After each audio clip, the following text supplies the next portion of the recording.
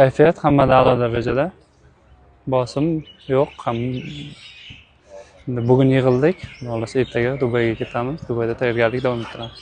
Xavotir yo'q. Biz hammamiz o'zimiz bilamiz nima qilishimiz kerakligini va qanaqa o'yin kutib turganini.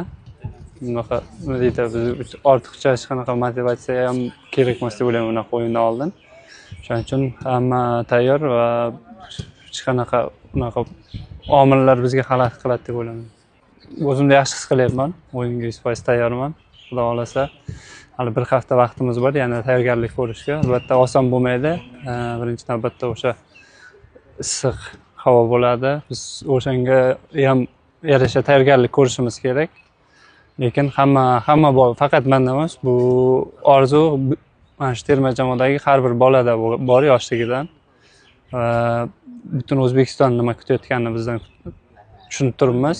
Shuning uchun bu safar xato qilishga haqqimiz yo'q deb o'ylayman.